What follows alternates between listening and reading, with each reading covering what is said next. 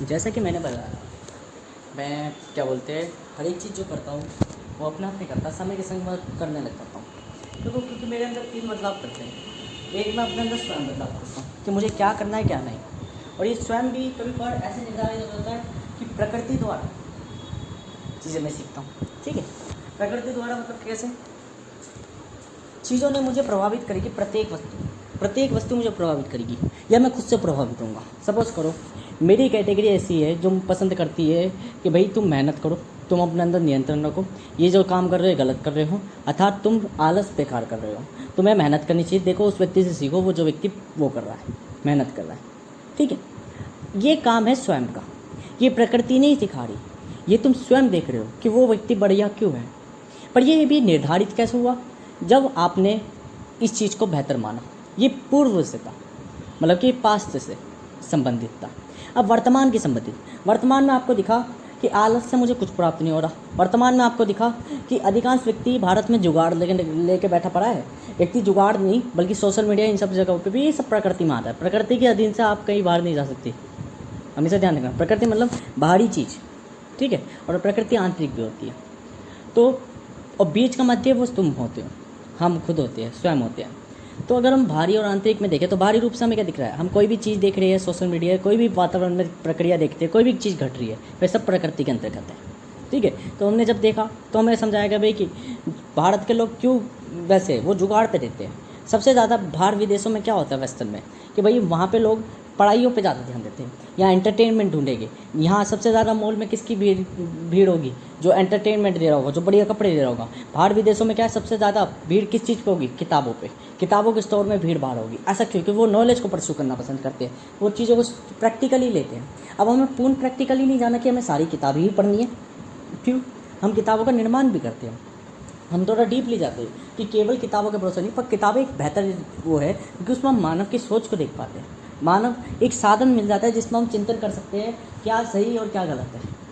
वे हमें एक प्लेटफॉर्म मिल जाता है जिससे हम कई ज्ञान लेते हैं, अर्थात एक तरीके की मानवीय चक्र व्यवस्था हमें मिल जाती है।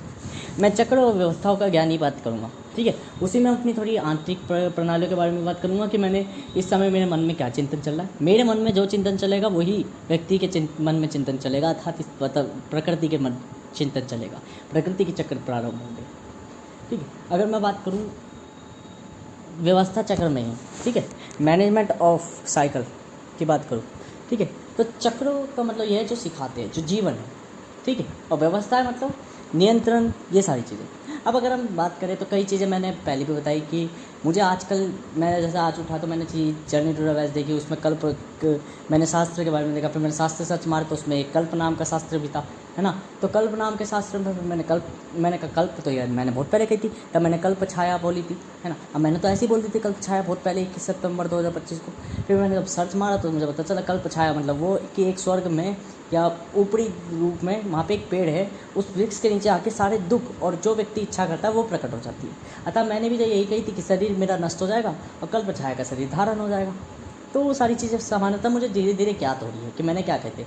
बाकी मैं चीज़ें तो कह देता हूँ, जब मैं कसरत कर रहा होता वो कर रहा होता तो मैं अपने आप से अपने शरीर हाथ पैर यूँ ढीले छोड़ते होते जो अपने आप होने होते हैं। वो इस तरह की कलाएँ होती है जैसे कि जो वेदों में लिखी होती है कि आप अगर इस तरह की कला योग होता है वो।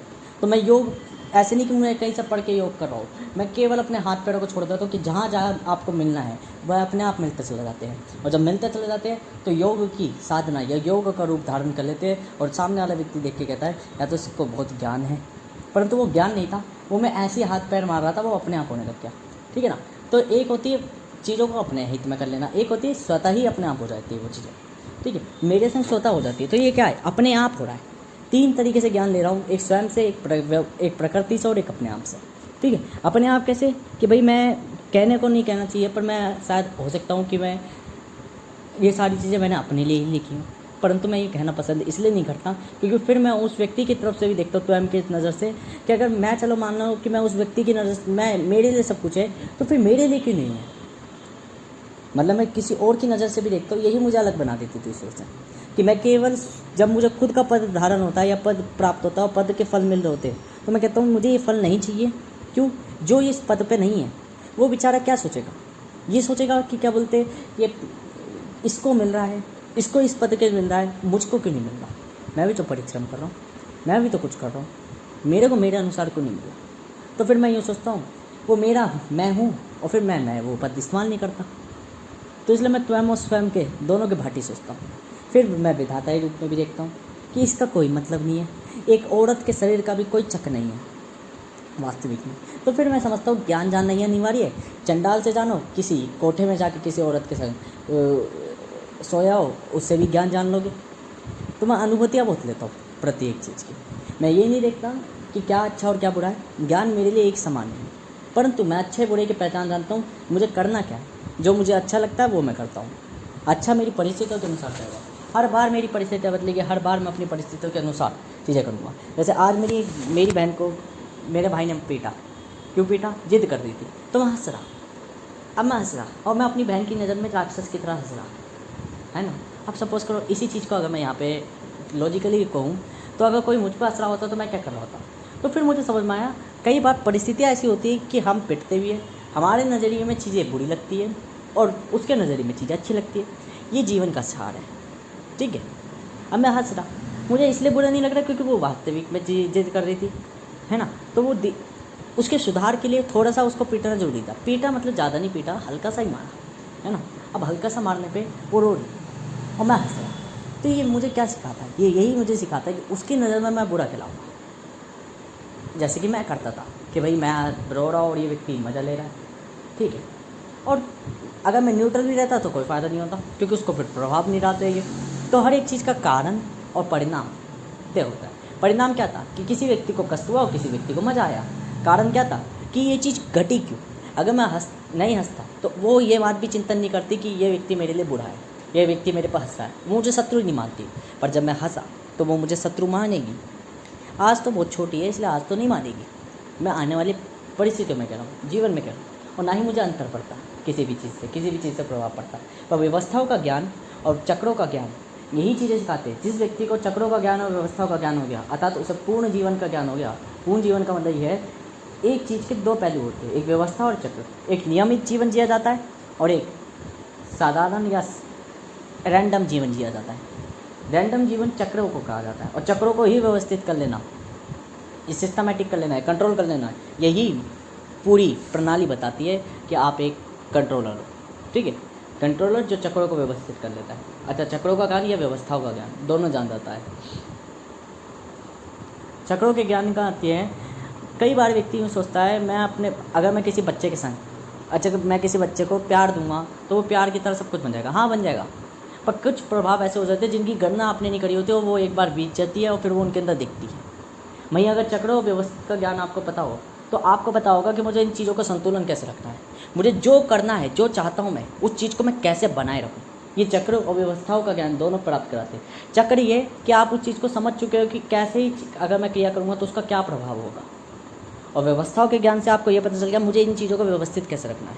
मैं किसी बच्चे को यूँ भी नहीं कह सकता कि आप लाड़ दो, किसी बच्चे को यूँ भी नहीं कह सकता कि पीटते चल दो। मैं कब पीटना है कब नहीं ये मैं परिस्थितियों के अनुसार तय करूँगा। मैं ये भी नहीं लेके चल सकता कि मैं अपने बालक का जीवन सुधारने के लिए प्रत्येक समय में स्ट्रिक्ट रहूँगा।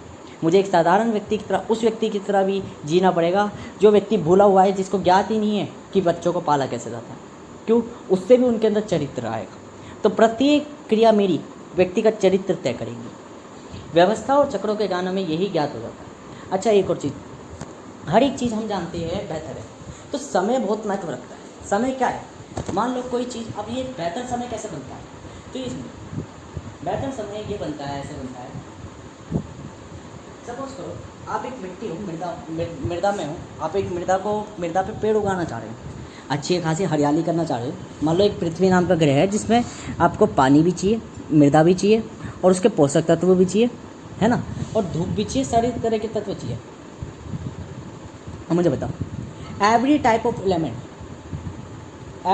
एलिमेंट क्या उसके काम आ रहा है? सूर्य का प्रकाश क्या एक एलिमेंट है, तत्वों द्वारा उत्सर्जित है? हाँ। वायु एक एलिमेंट है, फॉर्म के रूप में आ गई? हाँ। अनेकों एलिमेंट्स की व्यवस्थाओं के कारण, अनेकों एलिमेंट के सहयोग के द्वारा चीज़ों का निर्माण होता है बेहतर रूप से। अर्थात यही एलिमेंट जब अत्यधिक हो जाते हैं तो ये चीज़ों का विनाश भी कर देते हैं। हम जैसे जानते हैं मुख्यतः अब यहाँ पे हमें और चीज़ें ज्ञात करनी है, मैं अलग बात करूँगा। अब एक चीज़ समझो, कोई चीज़ बेच रही है, सपोज कर रहा हूँ कोई चीज़ बेचना चाह रहे हैं, ठीक है, कोई चीज़ बेचना चाह रहे हैं, सेल करना चाह रहे हैं, हमेशा ध्यान रखना, अगर हम कोई भी चीज़ संसाधन बना रहे हैं तो उसको साधनीय बनाएंगे। साधनीय का मतलब क्या? कोई भी संसाधन हमारे ऊपर क्या है, या हम कोई भी चीज़ बेच रहे हैं तो हमें ध्यान रखना है, पर्टिकुलर एक चैन चलेगी, एक चैन चलेगी जो कि उसमें सहयोग होगी। कोई भी चीज़ हम बना रहे हैं तो वो किसी और के काम आएगी, फिर वो उसका कोई और यूज़ करेगा, कोई और यूज़ करेगा, एंड यूज़र की यूज़ होगी, इस्तेमाल में आएगी। हम हर तरीके की प्रक्रिया, हर तरीके के डायमेंशन में बढ़ते हैं। ये भी एक तरीके का चक्रों और व्यवस्थाओं का ज्ञान है। अब एक चीज़ सुनिए, समय बीतने के बाद, कुछ चक्रों के बीतने के बाद, अर्थात कुछ कालों के बीतने के बाद, मैं अपने 7 शिष्यों को ज्ञान दूंगा, और वो 7 शिष्य पूरी दुनिया में राज करेंगे। 7 शिष्य, 7 से ना तो कम होंगे ना ज़्यादा होंगे, वो 7 निर्मित होंगे शिष्य, अर्थात 7 शिष्यों में मेरी पहचान होगी। अर्थात 7वां शिष्य खुद मैं स्वयं हूँगा जो अपने आप को ज्ञान देगा, क्योंकि 7 से ना तो 8 होएंगे, ना 9 होएंगे, ना 7 से कम होएंगे, तो स्वयं 7वां शिष्य मैं खुद होऊंगा। अतः पूर्ण व्यक्ति, सारे मेरे अंश होंगे, सब शारीरिक रूप होगी, सब परफेक्ट होगी, हर कोई अपने आप में कैपेबल होगा, और हर किसी को ज्ञान मैं ही दूंगा। अपना कर्तव्य मैं अपनाऊंगा, बाकी कर्तव्य अपने अपने अपनाएंगे, और 7 पूर्ण ब्रह्मांड को काबू करेंगे मानव रूपों में। ये 7 के 7 चक्र है मेरे, जो एक एक शरीर में अब बांध करेंगे। अतः 6 व्यक्ति मेरे शिष्य बनेंगे, अभी नहीं बनेंगे, 19 वर्ष के बाद मिलने चालू होगी इस शिष्य। 19 वर्ष के बाद ये मेरे 7 शिष्य मुझे मिलेंगे, क्योंकि इन 7 शिष्यों को मैं ज्ञान दूंगा। ये 7 शिष्य मुझे परिभाषित करेंगे, मुझे दिखाएंगे। अर्थात कोई व्यक्ति अगर सपोज करो कल को मेरे प्राण आने आ रहा है या कोई भी करने आ रहा है, तो ये 7 शिष्य इतने भी खतरनाक हो गए, इतने भी शक्तिशाली हो गए कि ये 7 शिष्य किसी महाद्वीप तक चैलेंज कर देंगे, अर्थात चुनौती दे देंगे कि यदि आपने अगर ये चीज़ कर दी तो आपका नामो निशान नहीं दिखेगा अगली बार, ना ही आप समुंदर के नाम पे फिजिकल भौतिक रूप में भी दिख पाएंगे। हम इतना वचन देते हैं कि आपका टापू तब तक समाप्त करते चले जाएंगे जब तक वो पानी में विलीन ना हो जाएगा। अर्थात महाद्वीपों तक को, जैसे मान लो महाद्वीप क्या होते हैं, एशिया हो गया, अमेरिका हो गया, बतेरे अफ्रीका हो गया, ये पूरा महाद्वीप किसका एक कण तक पानी के सतह पे नहीं पाएगा, ये विलीन हो जाएगा पानी के अंतर्गत। अर्थात इतने खतरनाक हो गए। अब आप इनकी सोच लगा लो, कितने अथॉरिटी पे बैठे हो गए लोग कि 19 वर्ष के बाद मैं लोगों को ज्ञान दूँगा। पहली बात तो मेरी कोई इच्छा नहीं है, पर फिर भी ये सारी चीज़ें मैं करूँगा। अब व्यवस्था और चक्रों के ज्ञानों में कई ज्ञान हमें जानने हैं। मतलब कि समय के साथ मैं बतेरी चीज़ें याद करूँगा।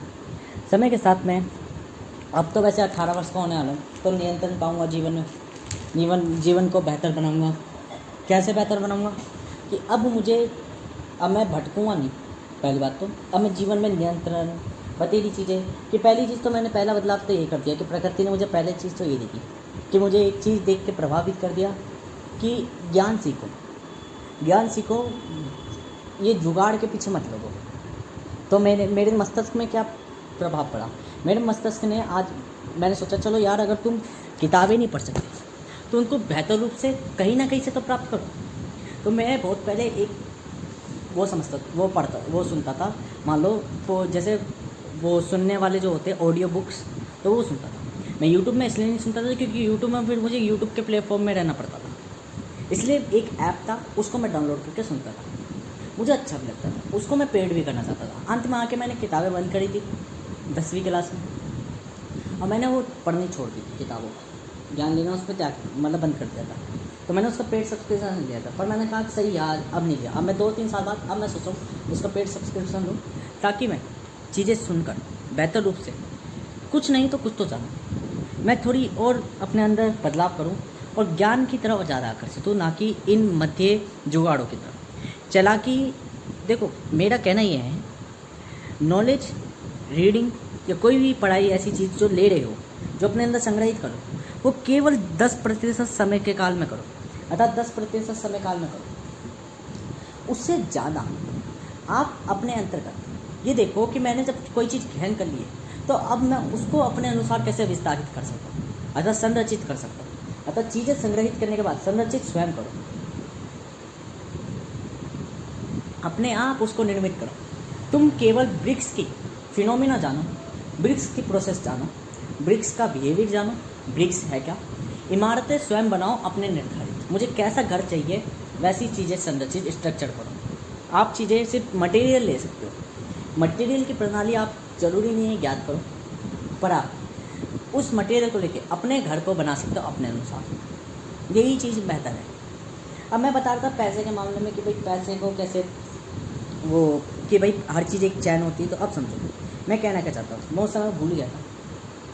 कहना ये चाहता हूँ, देखो अगर आपको कुछ भी करना है, एक विकसित से विकसित व्यापार भी, एक बेहतर से बेहतर धंधा भी, वो क्यों टिका हुआ है?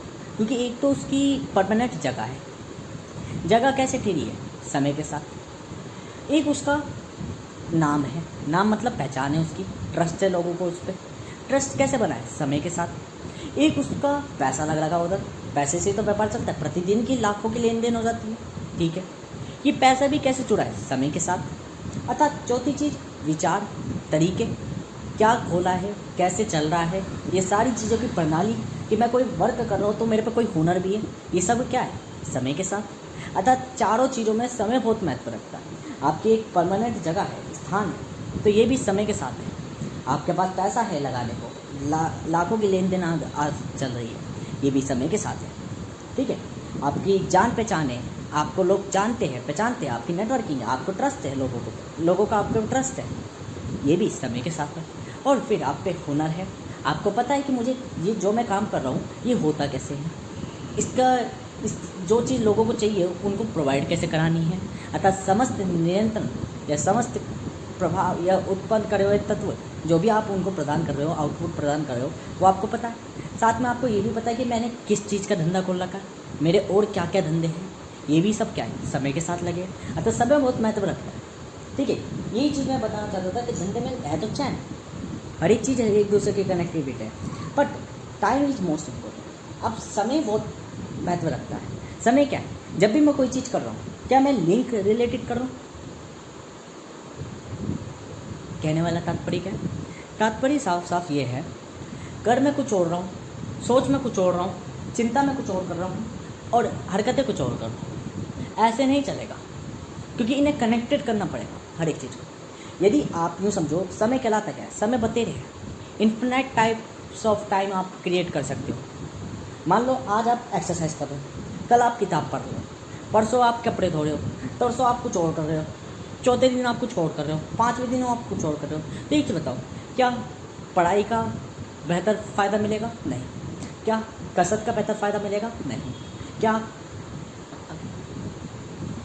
कपड़े धुल जाएंगे पूर्णतः डेली? नहीं। फिर आप एक सामान्य मानव कैसे चिंतन करेगा? मैं डेली कपड़े धोऊंगा, डेली ये करूँगा, डेली वो करूँगा, डेली वो करूँगा, ठीक है। फिर उससे थोड़ा और ऊपर लेवल का मानव क्या कहेगा? मैं कपड़े वगैरह बाकी सब चीज़ें छोड़ो, मैं केवल कसरत करूँगा और बाकियों को अपने पैसे से खरीद लूँगा, ठीक है। मैं कहीं और काम कर लूँगा सेकेंडरी, और बाकी सब चीज़ें कर लूँगा। बट मेरा कहना ये है, मैं एक फिलोसोफर हूँ, मैं एक यूनिवर्सल मैन हूँ। मैं कहता हूँ आपकी एक दिन की कसरत करी हुई आप पे फ़र्क डाल चुकी है, आपके एक दिन के कपड़े धोए भी आप में फ़र्क डाल चुके हैं, आपकी एक दिन की किताब पढ़ी हुई भी आपके अंदर फ़र्क डाल चुके हैं। प्रत्येक चीज़ फ़र्क डाल चुकी है, पर आपस में कनेक्टेड नहीं है। नॉलेज कनेक्टेड नहीं है कसरत से, कपड़े धोना कनेक्टेड नहीं है ना तो नॉलेज से ना कपड़े से। वो मतलब कि हाँ, इन तीनों चीज़ ये आपस में ही कनेक्टेड नहीं है। परंतु यदि आप मान लो कसरत कर रहे हो, घर की सफाई कर रहे हो, हैं कपड़े धो रहे हो मेजरली, है ना, और क्या बोलते हैं, ऐसे काम कर रहे हो जो फिजिकली हो रहे, तो आप मुझे बताओ कि आपका शरीर बनेगा ही नहीं बनेगा? क्योंकि शरीर का काम तो प्रतिदिन हो रहा है, शरीर का उपयोग तो प्रतिदिन हो रहा है। शरीर का उपयोग तो ऐसा नहीं है कि बदल रहा है, तो शरीर तो बेहतर बन जाएगा। शरीर क्या चाह रहा है? कसरत भी कर रहा है, कपड़े भी धो रहा है, शरीर क्या कर रहा है? घर की सफाई भी कर रहा है, शरीर क्या कर रहा है? मजदूरी भी कर रहा है, प्रत्येक चीज़ शरीर कर रहा है, तो शरीर का काम बदल जाएगा। क्यों? शरीर का काम शुरुआत से लेकर अंत तक कंटिन्यूस चला, ये समय है शरीर का, ये शरीर का समय कहला गया। वहीं अलग अलग समय हो रहे थे, ज्ञान का समय अलग, किसी और चीज़ का समय अलग, किसी और चीज़ का समय अलग। अब यहाँ से इतने डाइवर्सिफाइड समय हो गए, तो कौन सा समय आपस में लिंक्ड ही नहीं रखता? जब समय आपस में लिंक्ड ही नहीं रखता तो वो समय कैसे बेनिफिट देगा? मैं यूँ कहता हूँ, आप आज एक्सरसाइज करो, 10 साल बाद एक्सरसाइज चालू करो, वो आज की एक्सरसाइज भी 10 साल बाद फ़ायदा देगी। आप आज 2 साल एक्सरसाइज करो, 2 साल 3 साल बाद आप अपना शरीर बना दो, फिर कसरत छोड़ दो कसरत।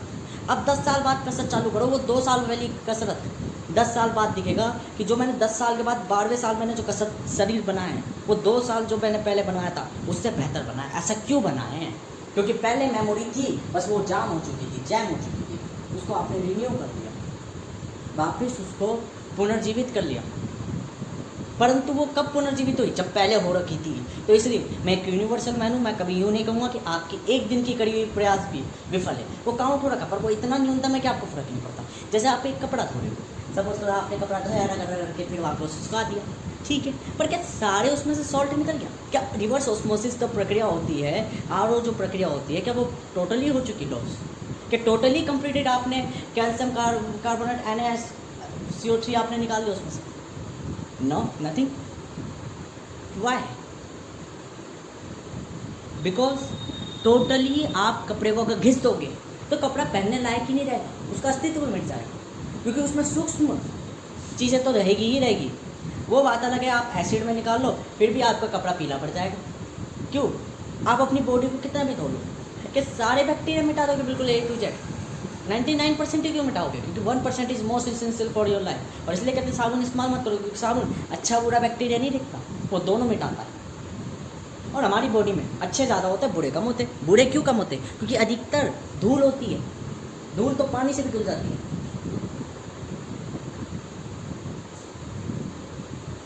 तो रियलिटी में समय पैदा कैसे होगा? एक सामान्य जीव समय को नहीं बता पाएगा, इसलिए देखना आइंस्टाइन ने भी इल्यूजन कह दिया था, क्यों नहीं समझ पाए थे। पर मैं बता रहा हूँ ना, समय है रियलिटी में, समय ये है।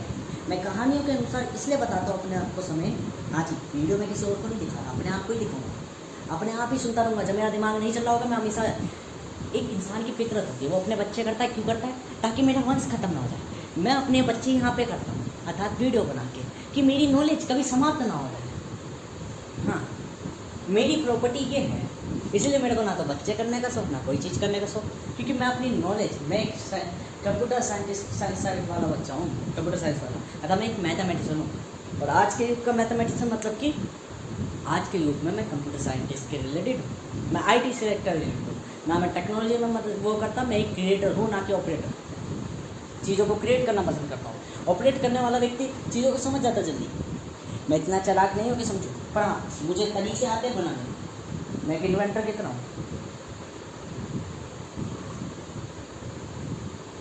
जो जानता है कैसे बनाने चीज़ें।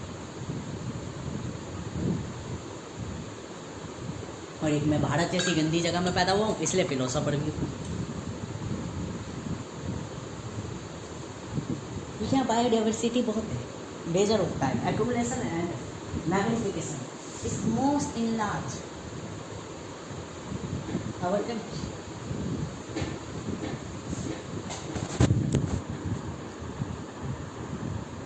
अब समझेंगे व्यवस्था और चक्रों का ज्ञान। ठीक है, क्या है व्यवस्था और चक्रों का ज्ञान? देखो, मैंने कहा था 11, हाँ मेरे को ध्यान नहीं आ रहा, मैंने कहा था तत्वों का ज्ञान। हाँ, पहले मैं व्यवस्थाओं का ज्ञान करता था, अब मैं कहूँगा एलिमेंट ऑफ नॉलेज। ठीक है, क्या है एलिमेंट ऑफ नॉलेज? जो मैंने पहले बताया कि element, every type of element आपकी चीज़ों को बेहतर कर सकते हैं, जीवन को बेहतर कर सकते हैं। ठीक है, पानी, एक पेड़ को देखो, प्रति हर बार आप एक चीज़ समझो, आपने मृदा में एक बार कोई, मान लो गुठली नहीं, मैं कहना चाहता हूँ, आपने एक बार, आप देखो मैं गुठली क्यों नहीं कहना चाहता, क्योंकि मैं जो समझाऊंगा उसमें मैं खुद फंस जाऊँगा। अगर मैं यूँ कहता हूँ कि आपने एक बार गुठली डाली, ठीक है, अब आपने उसको ना तो पानी, हाँ अगर आपने एक बार गुठली डाली, अब आपने बार बार गुठली नहीं डाली, तो क्या पेड़ उगेगा? आप कहोगे हाँ। क्या मैं कुछ समझा पाया? नहीं। परंतु मैं लगातारता का बताना चाह रहा हूँ। मान लो आपने एक बार खाद डाली, क्या वो एक बार खाद उसको पोषण पूर्ण जीवन तक दे देगी? कहोगे नहीं, है ना। मैं ये समझाना चाह रहा था। अब मैं अगर गुठली वाली लूँ कि एक बार गुठली डाली, अब मुझे बार बार तो गुठली नहीं डालनी कि प्रतिदिन मैं गुठली डालता रहूँगा तभी पेड़ उगेगा। एक गुठली चेंज हो रही है अनदर फॉर्म में, परंतु उस गुठली को उगाने के लिए प्रतिदिन उसमें पानी भी डालना पड़ेगा, प्रतिदिन उसमें सूर्य प्रकाश भी चाहिए होगा, प्रतिदिन उसमें पोषण चाहिए होगी अपने बदलाव के लिए। तो एक चीज़ को उगाने के लिए बाकी सब उसका सहयोग करते हैं। एक गुठली को उगाने के लिए गुठली बार बार नहीं डली, गुठली एक ही बार डली है, परंतु बाकी चीज़ें प्रतिदिन उसमें उपयोग आ रही है। और गुठली भी अपने आप में उपयोग कर ही रही है। अगर गुठली मान लो आज मैं मृदा में डाल देता हूँ, 10 दिन बाद मैं मृदा में से गुठली निकाल लेता हूँ, क्या उसमें पेड़ उगेगा कभी को? तो गुठली भी वहाँ पे, गुठली भी वहाँ पे प्रतिदिन है, वहाँ पे प्रतिदिन पोषण ले रही है, प्रतिदिन सूर्य प्रकाश मृदा द्वारा उसको प्राप्त हो रहा है, प्रतिदिन उसके अंदर रूपांतरण हो रहा है, प्रतिदिन उसके अंदर चेंज हो रहा है। कैसे? क्योंकि नेचर निरंतर है, नेचर ऑलवेज अपने आप को चेंज करती है, नेचर ऑलवेज अपने आप को रिपीट करती है। ह्यूमन जब चीज़ों को अपने अनुसार बना देता है तो जिम्मेदारी नाम की चीज़ आती कैसे है? चक्र को अपने अनुसरण कर लेना, चक्रों को अपने अनुसरण कर लेना, फिर व्यवस्थाओं में जिम्मेदारी क्यों आती है? दो ही चीज़ें होती है। जब भी हम किसी चीज़ को विकास करते हैं, जब भी हम कोई चीज़ निर्मित करते हैं, तो हम अपनी जिम्मेदारी नहीं अपना। सपोज करो हमने कोई इंडस्ट्री बनाई, सपोज करो हमने कोई प्रत्येक ऐसा चीज़ बनाई, ऐसी प्रौद्योगिक कृति बनाई जो कि कार्यशील और कार्य वो आ रही है हमारे निपुण कर रही है, मतलब कि जैसे कि तकनीकी पर अगर हम बात करें टेक्नोलॉजी में, कि एक ऐसी टेक्नोलॉजी है, एक ऐसी हमने एक फैक्ट्री बनाई जिससे हमारा काम और बेहतर हो गया, प्रोडक्टिव हो गया। तो अगर हम बात करें अगर हमारा काम इतना बेहतर हो गया, प्रोडक्टिव हो गया, तो मेजरली हमें ये थिंक करना चाहिए कि ठीक है, अब हम उसके चक्कर में कोयला या कोई भी ईंधन इस्तेमाल कर रहे होंगे उस चीज़ को चलाने के लिए, इंजन को चलाने के लिए, प्रत्येक चीज़ को चलाने के लिए संसाधनों का ज़्यादा इस्तेमाल कर रहे ताकि चीज़ों को जल्दी रूपांतर कर सकें, जल्दी चेंज कर सकें। प्रत्येक स्किल होगी हम पे कोई, वो स्किल्स द्वारा प्रत्येक चीज़ को अपने अनुसरण बना रहे होंगे, क्या बेहतर है क्या नहीं बेहतर है। तो प्रत्येक इंजीनियरिंग में हम वर्क कर रहे हैं, इंजीनियरिंग करने के बाद हम चेंज कर रहे हैं चीज़ों को। I am engineer, I am not a skillful person, मैं कोई स्किलफुल पर्सन नहीं हूँ, इसलिए मुझे चीज़ें जल्दी नहीं आती। पर मैं इंजीनियर क्यों? क्योंकि मैं लोगों से कुछ अलग बनाना जानता हूँ, कैसे बना सकता हूँ। मैं कोई सिस्टम चलाना नहीं जानता, मैं कोई मैकेनिक नहीं हूँ कि क्या बोलते हैं, कोई इन लार्ज ऑफ सिस्टम को ऑपरेट करना जाना हूँ मैं, ठीक है, मुझे नहीं आता, ना ही मुझे कोई चीज़ ठीक करनी आती, ना ही मुझे जुगाड़ आता, but I am the engineer, मैं क्रिएट करना जानता हूँ चीज़ों को, मैं चीज़ों को नया बनाना जानता हूँ। ये कैसे? क्योंकि दोनों अलग है। Engineering is the process of fundamentally of your human life, मतलब टिंकरिंग, प्रत्येक चीज़ में कैसे कुछ ना कुछ बेहतर बना देना है, कुछ ना कुछ बना देना, ये इंजीनियरिंग कहलाती है। स्किलफुल कहलाती है, मान लो कोई चीज़ मैंने सीखी, अब उस चीज़ को मैं अपने काम पे ला रहा हूँ, ये स्किल्स कहलाती है, लाती है। या प्रत्येक कोई भी मुझे आउटपुट चाहिए, उस इनपुट को आउटपुट पर कन्वर्ट करना, मुझे पता है आउटपुट क्या कन्वर्ट होगा तब। और इंजीनियरिंग क्या कहलाती है? इनपुट से कुछ भी बना देना, जब वो बन गया वो मेरे काम का है, तो वो मैंने एक प्रोसेस लिख दी कि भाई इस तरह की प्रक्रिया, रेसिपी या इंग्रेडिएंट से ये चीज़ बनती है, आप इतने तेल में इतनी चीज़ें वो फ्राई करो एंड देन उसका झोंका लगा के सब्जी बना लो। तो ये पूरी इंजीनियरिंग है, क्योंकि आपको नहीं पता आउटपुट क्या बनेगा, पर जब आपने किसी को सिखाया तो ये स्किल्स कहला जाती है कि आपने किसी को एक रेसिपी की स्किल बता दी कि ये रेसिपी बनती कैसे मेजरली। तो मैं ध्यान करना बहुत कम आता है मुझे, क्योंकि मैं इस चीज़ के हैबिट चुनी हूँ, पहली बार डरता भी हूँ मुख्यतः, और चीज़ें क्रिएट करनी, इंजीनियरिंग करनी, वो मुझे आती है तरीके से। दोनों लगता है एक ही, पर अलग अलग है। एक आउटपुट जानती है, दूसरी आउटपुट नहीं जानती, केवल इनपुट जानती है कि इनपुट से कुछ बना सकते हैं। हाँ, तो इंजीनियरिंग बहुत हल्की होती है, इंजीनियरिंग बहुत न्यूनतम होती है, और स्किल्स बहुत मैनी वास्ट हो जाती है, क्योंकि एक व्यक्ति इंजीनियरिंग नहीं करता, लाखों व्यक्ति इंजीनियरिंग कर जाते हैं, और लाखों व्यक्ति स्किल्स दे जाते हैं, और फिर लोग उनको सीख कर उन्हीं स्किल्स पे फिर इंजीनियरिंग लगा के नई स्किल्स बना देते हैं, और बेटर स्किल्स बना देते हैं, एडवांस पे एडवांस होती चली जाती है। और फिर जो एक व्यक्ति होता है स्किल्स को इतनी जल्दी नहीं सीख पाता।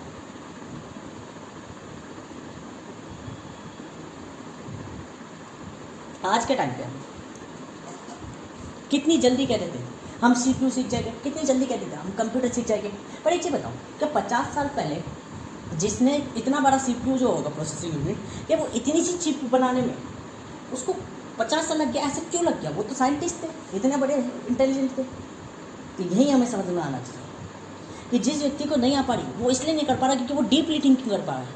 वो डीप थिंकिंग कर रहा है। मान लो मैंने पहले भी बताया, एक फंक्शन है जो एक्सेल में चल रहा है, एक्सेल में एक फंक्शन चल रहा है। अब एक सामान्य व्यक्ति क्या होगा, फंक्शन उठाएगा एंड और इसको वर्क करते हैं। हम जैसे नालायक क्या करते हैं, डिजिटल लॉजिक में सीधा एंड का फंक्शन लगाया और एंड के इनपुट्स को सेट्स थ्योरी के द्वारा डिस्क्रिमिनेट कर दिया, अर्थात एसोसिएटेड लॉ लगा दिया वहाँ एंड ऑपरेटर जाएगा तो एंड का एंड मिलेगा, और एंड कैसे मिल रहा है, दो चीज़ों के कन्वर्ट होने के बाद। इतनी डीप थिंकिंग जब करोगे तो जब छोटी से छोटी इकाई मशीनरी असेंबली लैंग्वेज में अगर समझोगे तो फिर कोड कैसे लिखोगे, बताइए चीज़ों को कैसे प्रोसेसिंग करोगे। ये दिमाग सबसे पहले वापिस बैक में जा रहा है, इसलिए रैम में भी एक कैच मेमोरी बनाई है कि वापिस नहीं जाना पड़े एड्रेस को लेने के लिए, रजिस्टर को डायरेक्ट ही वहाँ से एड्रेस मिल जाए।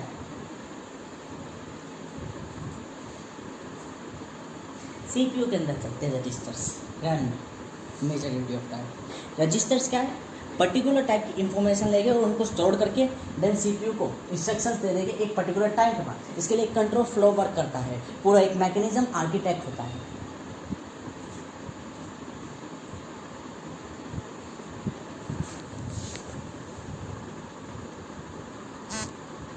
ये भी मेरी इन्फ्लुएंस की वो है सीक्वेंस, मतलब मैं इन्फ्लुएंस हो चुका हूँ, प्रभावित हो चुका हूँ। मेजरली मुझे बताता हूँ एलिमेंट के अलावा, तो एलिमेंट की नॉलेज क्या है, प्रत्येक चीज़ से हम कुछ काम कर सकते हैं, प्रत्येक चीज़ से हम कुछ प्राप्त कर सकते हैं। एक सपोज करो किसी मास से मैं मैथ्योनिन पा रहा हूँ, हिस्टीडिन पा रहा हूँ, और क्या बोलते हैं आर्गिनिन पा रहा हूँ। यही मिलते ज़्यादा का मेजरली, जो हमें शाकाहारी भोजन में नहीं मिल पाते, ठीक है। और बाकी वेलिनिन और क्या क्या बोलते हैं, और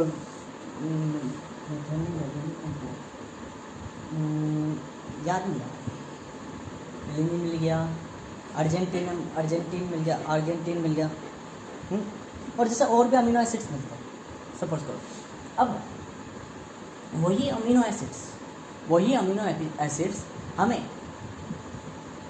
एसिड्स हमें नाम क्या है, शाकाहारी भोजन में मिल जाते हैं। शाकाहारी भोजन में जैसे हमें मिल जाता है क्या बोलते हैं, चने में मिल जाता है, वो मेथ्योनिन मिल जाता है, बाकी और भी मिलता है पर कम मात्रा में मिलते हैं। हिस्टीडिन बहुत कम मिलता है और आर्गिनिन बहुत कम मिलता है, और बाकी एक आधे और होते हैं जो कम मिलते हैं। थियोमिन भी कम मिलता है, थियोमिन मिलता है इसमें, बनाना मिलता है। ये सब मैं रिसर्च करके बैठा हूँ बहुत पहले।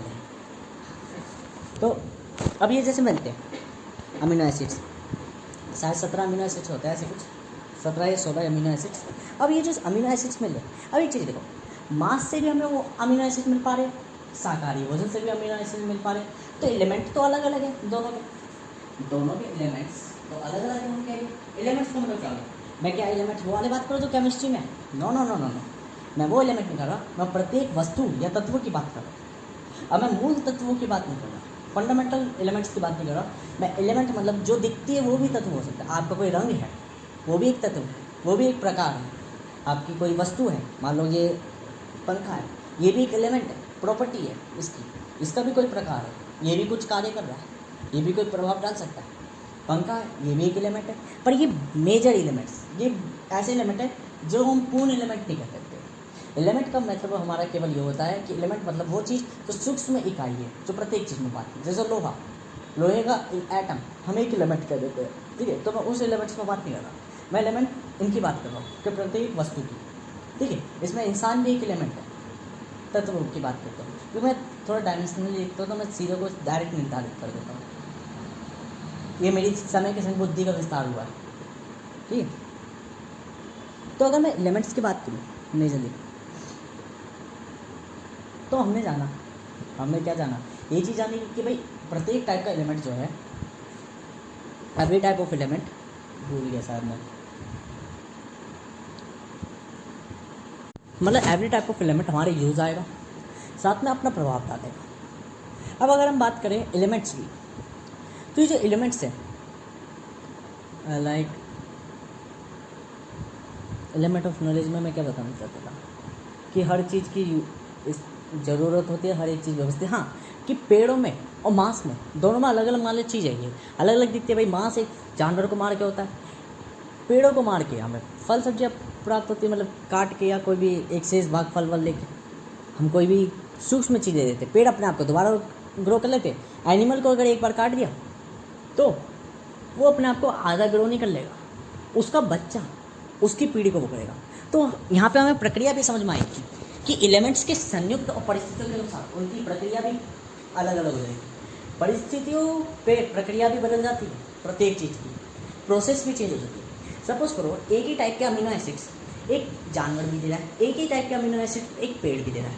पेड़ पे को हम पूरा तो नहीं काटते, हम उसमें से मान लो फल तोड़ ले, कुछ ही की बात कर लेता हूँ मैं, पूरे की नहीं बात कर रहा। कुछ पेड़ होते हैं जड़ से उखाड़ के खाने होते हैं, वो नहीं, कुछों में से। जैसे फल को तोड़ लिया, क्या फल में वही अमीनो एसिड है जो किसी मांस से मिल गए? हाँ जी। अब ये चीज़ बताओ, जब हमने कोई फल तोड़ा तो वो फल दोबारा उग सकता है। जब हमने कोई जानवर काटा, क्या वो जानवर आधा दोबारा उग सकता है? ऐसा तो फल भी नहीं उग सकता, हमने आधा फल काटा वो भी नहीं। ये भी ठीक है, प्रक्रिया कई जगह समान भी होती है और कई जगह विभिन्न भी होती है। क्योंकि कुछ फल ऐसे होते हैं, अब तुमने आलू कोई प्याज आदि काट दी, लगा दी, उग गई। जानवर में चेंज करता है, प्रक्रिया अलग अलग। और कई जगह से ये परिस्थितियाँ बताओ, परिस्थितियाँ बड़ी जगह है, बतेरी जगह है। परिस्थितियों में यही खेल है कि परिस्थितियों से बड़ा बदलाव हो जाता है चीज़ों की, और परिस्थितियाँ व्यवस्थित करनी होती है। हर एक जगह अपने आप को व्यवस्थित करना होता है, हर एक जगह के अनुसार अपने आप कुछ नियम सीखने पड़ते हैं, कुछ चीज़ें सीखनी पड़ती हैं जो प्राकृतिक भी चलती है और सामाजिक भी चलती है। सामाजिक खुद मानव तय करता है मुझे कैसे समाज में रहना है, कैसे व्यवस्थित रहना है। जैसे प्रकृति तो कहती है आप इंसान हो, आपको भूख लगेगी, खाना खाना पड़ेगा आपको, और कुछ ना कुछ हनन करना पड़ेगा, ग्रहण करना पड़ेगा। समाज कहता है इंसान को नहीं मार सकते। क्यों नहीं मार सकते? पर किसी जीव या जानवर को मार सकते हो, जानवर को काट के खा सकते हो, इंसान को नहीं खा सकते। ये सामाजिक है, ये प्राकृतिक नहीं है। ठीक है, क्योंकि ऐसा तो नहीं है कि जब तुमने पेट में चक्कू मार दिया किसी इंसान के तो वो प्रकृति की ये सिस्टम से विरुद्ध है, तो आप ही चक्कू निकाल लो, ऐसा तो नहीं चलेगा। मारोगेगा तो नहीं, हाथ जिसको काट दिया वो काट दिया, वो मर गया बेचारा, तो वहाँ दंड दिया जाएगा। वरना अगर प्राकृतिक होता, मान लो अब तुम भूख का उपवास करके बैठ जाओ 10 दिन 20 दिन 30 दिन बाद, किसी को आपको मारने की जरूरत नहीं है, आप स्वतः ही अपने आप को धरती त्याग दोगे। पर यहाँ पे आप किसी को मार नहीं रहे तो वो नहीं मरेगा इतनी जल्दी, वो अपनी प्राकृतिक रूप में आयु में मरेगा। तो यहाँ दंड दिए जाएंगे, यहाँ चीज़ों को दंड दिया जाएगा। यहाँ अगर तुम चीज़ों के विरुद्ध चलोगे तो चीज़ें तय करी जाएगी। तो ये सामाजिक और प्राकृतिक यहाँ पर निर्धारित मुख्यतः। जैसे जंगल में आप ये नहीं देखोगे कि भाई किसी जानवर ने किसी जानवर को मार दिया तो उसको फांसी लगाया जा रहा है, फांसी दी जाती है कि तुमने एक जानवर की हत्या करी है, नहीं चलता, इंसानों में चलता है। तो ये सामाजिक और प्राकृतिक, ठीक है। और सामाजिक क्या होता है? एक इल्यूजन होता है जो हम तय करते थे, निर्धारित करते थे, उच्च व्यक्ति तय करते थे। उच्च व्यक्ति कौन? जो सबसे पहले समझ गए कि चीज़ें मीनिंगफुल नहीं है, तो उन्होंने तय कर दी, वो पीढ़ी दर पीढ़ी चलते आ गई, रिपीटेबल चीज़ें चलते आ गई। और एक समय के बाद रिपीटेबल चीज़ें नुकसान होने लग जाती है, नुकसान करने लग जाती है। क्यों नुकसान करने लगी? पहले तो फ़ायदा दे रही थी, बेनिफिट दे रही थी। बिकॉज समय के संग परिस्थितियों की प्रक्रिया भी बदलती है। यही तो मैं कहना चाह रहा था कि परिस्थितियों पर प्रक्रिया भी जो होती है, प्रक्रिया भी परिस्थितियों के अनुसार बदलती है और परिस्थितियाँ समय के अनुसार बदलती है। पहले आप जब आदि मानव थे, या जब आप अकेले थे, क्या आपको कोई वस्त्र पहनने की जरूरत है? आप नंगे भी रह सकते हो। पर जब आप सामाजिक 10 जनों के बीच में हो, और पहले पूर्व रूप में थे जब आदि मानव थे, क्या तब भी ऐसे कोट पैंट पहनते थे? नहीं, नॉर्मली नंगे, या जो भी वस्त्र थे उससे अपने आप के ढकते थे अंग। आज के टाइम पे समय बदला, और आज क्या आप आदि मानव की वेशभूषा पहनोगे? बिल्कुल भी नहीं। आज आप कपड़े, टी शर्ट, पैंट और कच्छा तो बिल्कुल पहनोगे परमानेंटली। क्या है ये? बदली नहीं परिस्थितियाँ समय के संग, बदली मेजरली सी बात है। अब मैं ये सारी चीज़ें कैसे समझ लेता हूँ? ये चिंतन ऐसे कर लेता हूँ क्योंकि मुझे खुद ही नहीं पता मैं क्या कह रहा हूँ, बस बोले जा रहा हूँ, बर बोला हूँ।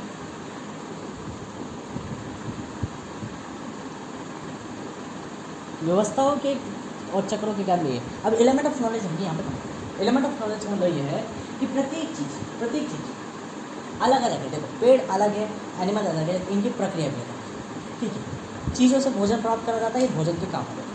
ऐसी प्रत्येक एलिमेंट जरूरी होते हैं, पर एलिमेंट्स की वेराइटीज भी होती है। डिफरेंट टाइप्स ऑफ एलिमेंट है। कुछ फूड सुपर फूड कहलाते हैं, कुछ फूड नॉर्मल फूड कहलाते हैं। वो परिस्थितियों पर बड़ी महत्व रखते हैं, सर्कमस्टेंस रखते हैं, इन्वायरमेंट में कौन किसके संग ज़्यादा हैबिचुअल हो पा रहा है, कौन किसके संग ज़्यादा फेवरेबल हो पा रहा है, और किसको ज़्यादा बेटर वो दे पा रहा है, प्रोड्यूस कर पा रहा है, और कौन किसकी मूल अवधारणाओं को सबसे ज़्यादा फुलफिल कर पा रहा है। देखो, पेड़ों से भी हमारा पेट का पड़ रहा, पोषण कब मिलना, जब उसमें एक पर्टिकुलर टाइप का अमीनो एसिड मिले। मांस से भी वही अमीनो एसिड मिले, तो एक चीज़ सेम मिली, एक क्वांटिटी सेम मिली, और वही एलिमेंट लेना मेजर टाइप का। बाकी आप मांस खाओ या पेड़ पौधे खाओ, सामान्य बात। अब ये आपकी दिक्कत है कि आप किस परिस्थिति में हो। अगर आप ऐसी परिस्थिति में जहाँ पे पेड़ पौधों की संख्या बहुत कम है तो मांस का सेवन करोगे, और यदि जहाँ पर्याप्त है तो वहाँ आप ही चिंतन कर सकते हो कि आपको क्या करना है। अगर आप सामाजिकता तय करोगे तो सामाजिक कहेगी कि जो चीज़ अत्यधिक है उसको भोग करो, और यदि आप प्राकृतिक चलोगे तो जो मिल रहा होगा वो खाओगे, और यदि प्राकृतिक चलोगे तो आप मानवीय हरकतें भी दिखाओगे कि आप मांस का सेवन अत्यधिक कर रहे हो, अर्थात हिंसा ज़्यादा कर रहे हो। फिर हिंसा ज़्यादा करोगे तो हिंसा की प्रवृत्ति अलग दिखेगी। फिर आप चीज़ों का जब संसाधनों का अत्यधिक भोग करोगे तो संसाधन शराब देके जाएंगे। क्या शराब देके जाएंगे? संसाधन ये शराब देके जाएंगे कि प्रत्येक समय आप संसाधन के बिना रह नहीं सकते, और संसाधन समय के संग खत्म होते चले जाएंगे, संसाधन समय के संग खत्म होते चले जाएंगे। अब जो भूखमरी पहले पेट भरता था 5 फलों में, अब भरेगा 25 फलों में। अब और दुख रहा है, 5 से भी कम हो गए फल। क्या करें? जिंदगी का शराब है जो अंत में आके मिलते हैं जीवन के। अब व्यवस्था और चक्रों का ज्ञान। जीवन में प्रत्येक समय आप कुछ ना कुछ हरकतें करते हैं। ये हरकतें या क्रिया रैंडमली जो चलती है बढ़ती करती है, ये चक्र कहलाते हैं। प्रत्येक चक्र आप कुछ ना कुछ करो। चक्र कभी भी अच्छे बुरे नहीं, तो व्यवस्थाएं अच्छी बुरी हो जाती है, व्यवस्थाएं बेहतर और बुरी व्यवस्थाएं हो जाती है। क्यों होती है?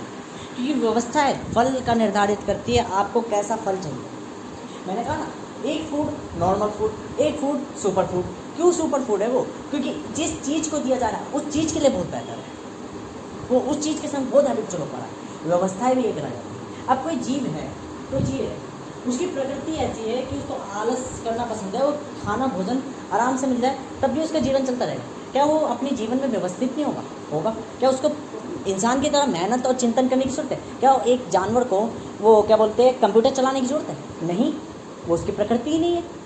तो क्या वो जीवन में व्यवस्थित नहीं है? क्या हम उसको व्यवस्थित नहीं कहेंगे? क्या उसे हम डिसिप्लिन नहीं कहेंगे? कहेगी।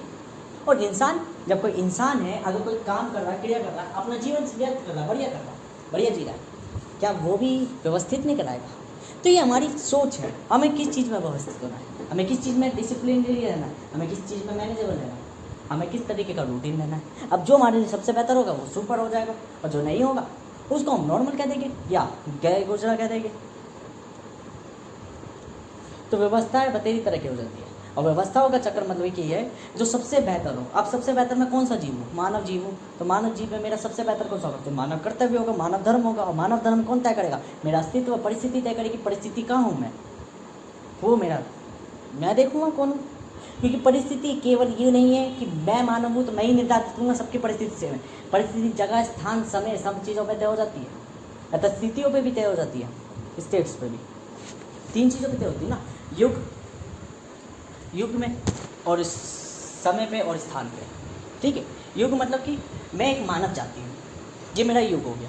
युग मतलब पूर्ण व्यक्तित्व का बदलाव। जैसे इसको समझ लो, मेरी एक थ्योरी थी कि बदलाव 3 तरीके से होते हैं। कैसे मतलब? मैं एक जानवरों की श्रेणी में, मैं सबसे ऊंची श्रेणी में कौन सा जानवर हूँ? मानव जानवर हूँ, मानव जीव। मानव क्यों? क्योंकि तर्क लगाना जानता हूँ और चीज़ों को बनाना जानता हूँ, चीज़ों को क्रिएट करना जानता हूँ, चीज़ों को अपने अनुसरण करना जानता हूँ। ठीक है, अलग जीव नहीं जानते, अनेकों जीव तर्क लगाना जानते हैं, पर चीज़ों को अपने अनुसरण कर लेना, चीज़ों को कुछ निर्माण कर देना, ये चीज़ें नहीं जानते। ये इंसान की बहुत बेहतर रूप में दिखते हैं उसके मस्तिष्क की प्रणाली। ठीक है, तो मैं मानव नाम का जीव हूँ। पहली कैटेगरी तो ये होगी कि मैं मानव जैसी हरकतें करूँगा, मानव जैसी मैं सोच रखूँगा, मानव जैसी वो। तो प्रभावित तो पहला स्तर ये हो गया, मुख्य स्तर प्रभावितता का। दूसरा स्तर क्या होगा? जातिवादी स्तर। सपोज करो मेरी एक जैसे समान विचार रखने वाले वर्ग, वो एक जाति कहलाती है। अब यही जाति समय के संग ये चिंतित करके कि हमें शरीर चाहिए। क्या मुझे बताओ, इनकी 10वीं 12वीं पीढ़ी के बाद इनका शरीर हट्टा कट्टा नहीं होगा? एक छोटी सी सोच पीढ़ी दर पीढ़ी बदलाव करते करते इतनी दीर्घ होगी, इतनी विशाल होगी कि उसने पूर्ण शरीर को इतना तगड़ा बना दिया। और कुछ शरीर, मुझे दिमाग चाहिए, दिमाग ही तेज हो गया और शरीर छोटा काटा। बैलेंस है, एक व्यक्ति नाटा, एक व्यक्ति लंबा, जिसे कहते हैं जेनेटिक जीन। क्या हुआ बदलाव? सोच ने बदलाव करा, चिंतन ने बदलाव करा, केवल मुख्यतः। और एक प्रतिदिन बदलता हुआ मन, आज मुझे ये करना है, क्या ये बच्चों तक जाएगा? आज बाप कोठे में गया है, क्या बच्चे भी कोठे में जाएंगे? जरूरी ही नहीं। ये व्यक्तित्व है। बाप शराब पी रहा है, दादा शराब नहीं पीता था, क्या बेटा शराब पिएगा? जरूरी नहीं। ये क्या है? ये हैबिचुअलिटी जिंदगी में लगती है, दिन में लगती है। शरीर, बाप ने शरीर बनाया, क्या बेटे का शरीर पैदाइशी बना होगा? क्या पैदाइशी बेटे का शरीर, बाप पतला शुक्ला था, उसने अपना शरीर बना लिया हट्टा काटा। अब मुझे बताओ, क्या बेटा हट्टा काटा पैदा होगा? नहीं, पतला पैदा होगा।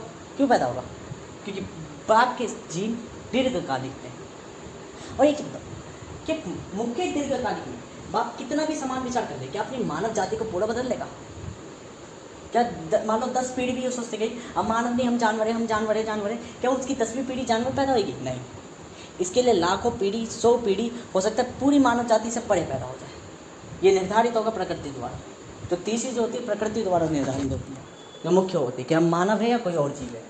जैसे फिर हम बाइबल वगैरह में यहाँ पे हम या वेदों शास्त्रों में भी पढ़ लेते हैं कि ऊपर वाले ने मानव को बना के भेजा। वो ऊपर वाला नहीं था, प्रकृति थी।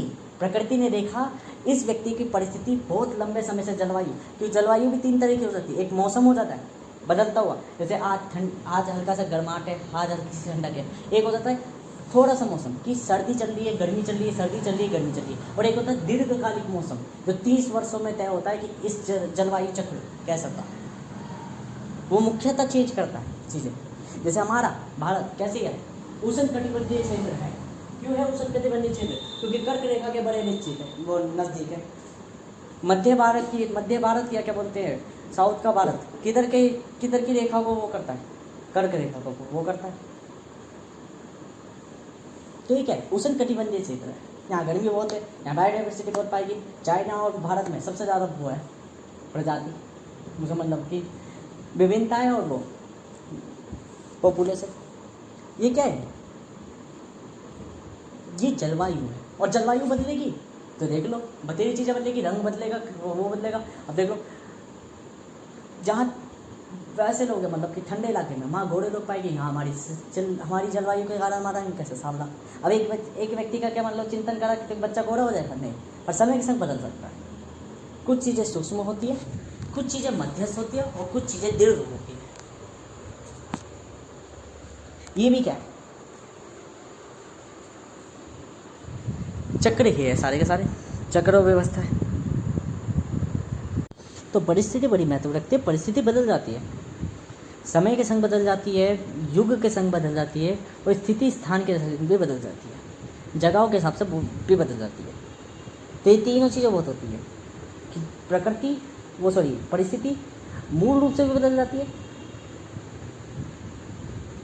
स्थान से भी बदल जाती है। स्थान वर्तमान में चलेगा, आज आप यहाँ रह रहे हो, अगले दिन कहीं और चले जाओ तो स्थान तो बदल जाएगा बड़ी आसानी से। समय थोड़ा समय लेगा बदलने से। आज मान लो आप रह रहे हो, आपको मेरे से पहले समय की जो जाति थी, मतलब व्यक्ति थे, वो अलग तरीके का जीवन जीते थे। तो इसका मतलब ये तो नहीं है कि आप जीते थे, आपके पिता जीते थे ना, आपके पिता, दादा या परदादा वह जीते थे जो वो समय के पहले थे। अब आपको मैं उस वंशज का था जो कहाँ रहता होगा, या मैं मानव जाति हूँ, हम सब भाई भाई है क्योंकि बहुत उच्च रूप से हम एक ही वो। तो ये क्या, ये युग कहलाएगा।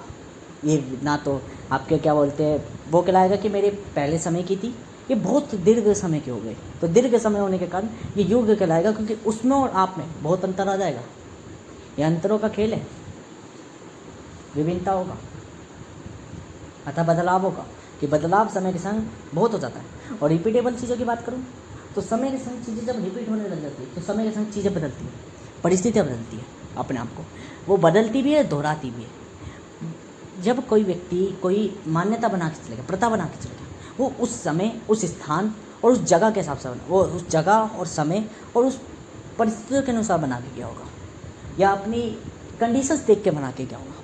अब कुछ होती है मान्यताएं जो तुरंत बदल जाती है। तुरंत मतलब मान लो किसी व्यक्ति ने देखा बिल्ली रास्ता गुजर गई और कुछ घटना घट गई। अब मान के चलो, सपोज कर लो ये कोई ऐसी मान्यता नहीं है जो हर बार चले, वो नहीं चलती। तो अब कोई मान लो बता के चले गए बिल्ली रास्ता गुजारे तो वो होगा।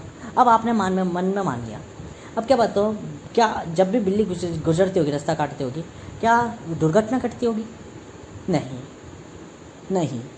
ये क्या था? सबसे सूक्ष्म बदलाव, प्रकृति का इन्फ्लुएंस करना, प्रभाव करना।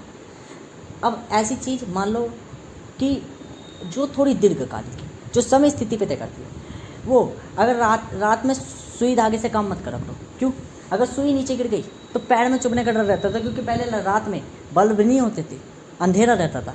तो वहाँ समझ में आया कि समय बदला तो आज तो रात में भी दिन है, सूर्य वो क्या बोलते हैं, बल्ब वगैरह चलते हैं। ये जो लाइट वगैरह होती है इसके कारण अब क्या है, रात में भी अगर यहाँ पे सुई गिरी तो दिख जाएगी प्रकाश में। पहले प्रकाश नहीं होता था तो पैर में चुभ जाती थी। तो वो समय के अनुसार बदल गए। अब कुछ चीज़ें होती दीर्घ, दीर्घ में क्या हो गया, मान लो ऐसी चीज़ जो चीज़ करनी ही नहीं चाहिए कि अगर तुम किसी का पूरा करोगे तो वो लौट के जरूर आएगा। ये आज भी चलती है, कल भी चलेगी और आने वाले अनंत काल तक चलेगी। अब ये चीज़ नहीं बदलेगी इतनी जल्दी, ये नहीं बदलेगी।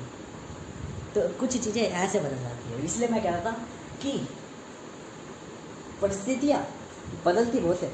रिपीटेबल चीज़ें मानव क्यों नहीं कंट्रोल कर पाता नेचर को, वो इसलिए नहीं कर पाता क्योंकि बहुत ट्रिपलेट चलती है कॉम्प्लेक्स इसमें, जो एक इंसान थिंकिंग नहीं कर पाता। आप सपोज कर लो मैं ही कह दूँ मैं इतनी थिंकिंग कर लेता हूँ, परंतु क्या अगर कोई मुझे व्यक्ति को कहे देखो कंप्यूटर में ये करके दिखाओ, या मान लो कोई कोडिंग लिख के दिखाओ, कोड लिख के दिखाओ, क्या मैं लिख पाऊँगा? क्योंकि मैंने उसमें कार्य ही नहीं करा कभी। तो उसके लिए मैं नालायक, पर मैं ज़िंदगी के लिए, लाइफ के लिए प्रत्येक व्यक्ति लायक है। हर एक व्यक्ति अलग अलग जगहों पे अपने लायक है, इसलिए नालायक तो हम सब है मेजॉरिटी ऑफ टाइम। उसी व्यक्ति को मैं ये चिंतन करने को कहूँ वो कदाचित भी नहीं कर पाएगा। अपने जीवन के लाखों जन्म बिता दे वो तब भी ये चिंतन नहीं कर पाएगा, क्योंकि जो चीज़ें मैं लिखता हूँ वो इतनी आसान भी नहीं है जो कोई व्यक्ति सोच ले इतनी जल्दी। क्योंकि मैं कोई किताब नहीं पढ़ता, ना मैं कोई चीज़ करता, मैं केवल अपने दिमाग से बोल रहा हूँ, केवल दिमाग से। तो इसमें मुझे आदत पड़ गई, अभी मेरे लिए फेवरेबल है। अब कोई व्यक्ति अपना काम तो मेरे पे नहीं आएगा सीधी बात, और ना ही मेरा काम उसको आएगा। तो ऐसा नहीं है कि उसका काम आसान है या मेरा काम आसान है, बात यह है किसकी आदत पड़ रखी है। और आपका मन को बहुत तय करेगा। जब मन तय होगा तो आदतें भी बनेंगी, क्योंकि मन निर्धारित करेगा आदतें कैसे होगी, अच्छी या बुरी। जैसा मन होगा। व्यवस्था और चक्रों का क्या